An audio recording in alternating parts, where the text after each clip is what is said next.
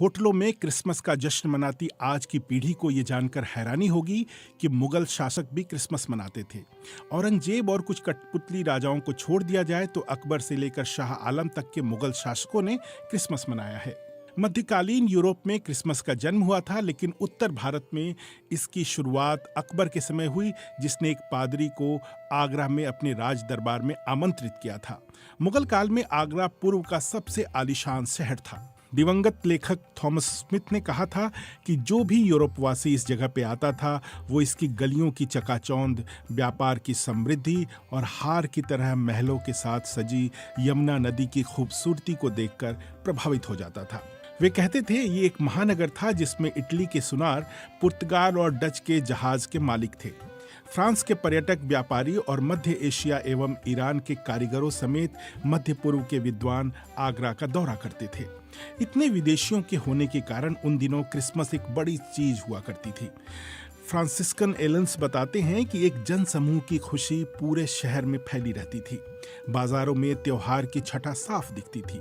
दिसंबर की सर्द हवा में बाजारों में रंग बिरंगे मेहराब, बैनर और कई देशों के झंडे लहराते दिखते थे। तुरही शहनाई बजती थी, पटाखे फूटते थे और चर्च का घंटा बजता था।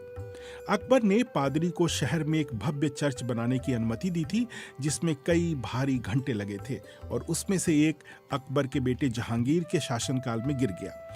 कोतवाली शहर में इसको एक हाथी भी नहीं ले जा सकता था। यह घंटा जहांगीर के भतीजे के लिए हुए एक भव्य कार्यक्रम के दौरान टूट गया। कहा जाता है कि उस समय चर्च का कर्मचारी खुशी से पागल हो गया था और घंटे को तब तक बचाता रहा जब तक वह टूटकर गिर नहीं गया। सौभाग्य से इस दौरान कोई घायल नहीं हुआ और कर्मचारी की नौकरी भी नहीं गई। अकबर और जहांगीर इस त्योहार को मनाते थे और आगरा के किले में पारंपरिक भोज में भाग लेते थे। क्रिसमस की सुबह अकबर अपने दरबारियों के साथ चर्च आते थे और प्रतीकात्मक रूप से ईसा मसीह के जन्म को दिखाने के लिए बनाई गई गुफा को देखते थे। शाम में हरम की महिलाएं और युवा राजकुमारी लाहौर में चर्च का दौरा करती थीं और मोमबत्तियां पेश करती थीं।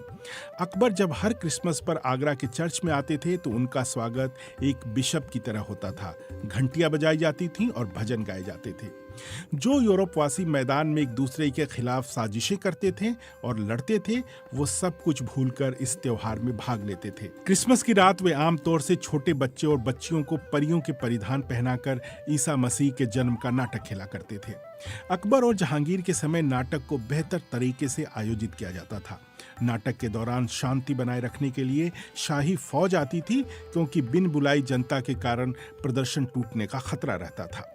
नाटक की रिहर्सल बाजार के इलाके में होती थी, जिसे अब फुलट्टी के नाम से जाना जाता है। वहां ब्रिटिश मुख्यालय हुआ करता था। 1632 के बाद नाटक बंद कर दिया गया, क्योंकि शाहजहां का पुर्तगालियों से मतभेद हो गया था। हुगली बंदरगाह बंद करने के बाद आगरा में चर्च को तोड़ दिया गया और ईसाइयों द्वारा सार्वजनिक प्रार्थना पर पाबंदी लगा दी गई। उस समय सैकड़ों पुर्तगाली कैदी आगरा में थे जो बंगाल से लाए गए थे। लेकिन 1640 में जब मुगलों और पुर्तगालियों के बीच रिश्ते ठीक हुए तो उन्हें आगरा में फिर से चर्च बनाने की अनुमति दी गई। चर्च अभी भी मौजूद है, लेकिन मुगल शासक मोहम्मद शाह रंगीला के समय तक नाटक नहीं खेला जाता था। रंगीला ने आगरा और दिल्ली में अकबर के समय से रह रहे फ्रांस के बर्बनों और डच लोगों की सहायता की थी। लेकिन कुछ कथित अपमान के बाद बर्बनों ने दिल्ली छोड़ दी और वे भोपाल में बस गए। इसके बाद शाह आलम, अकबर शाह सैनी और बहादुर शाह जफर ने ईस्ट इंडिया कंपनी के अंग्रेज अधिकारियों के साथ मिलकर क्रिसमस मनाई। हालांकि 1940 के अंत तक वो नाटक नहीं खेला जाता था। 1958 में आगरा के पहले भारतीय आर्क बिशप डॉक्टर डोमिनिक आर्थाइड ने इसे पुनर्जीवित किया। जो अभी अनुपस्थित हैं, वे महान मुगल थे। हालांकि आध्यात्मिक रूप से उनकी मौजूदगी महसूस की जा सकती है। आगरा और चर्च ने उनसे काफी कुछ लिया है। वैसे आगरा और दिल्ली में बड़े पादरियों के आदेश में उत्साह के साथ क्रिसमस का जश्न मनाने की बात है, लेकिन नाटक खेलने की परंपरा को जारी रखने पर ध्यान नहीं दिया गया और ये दुख की बात है।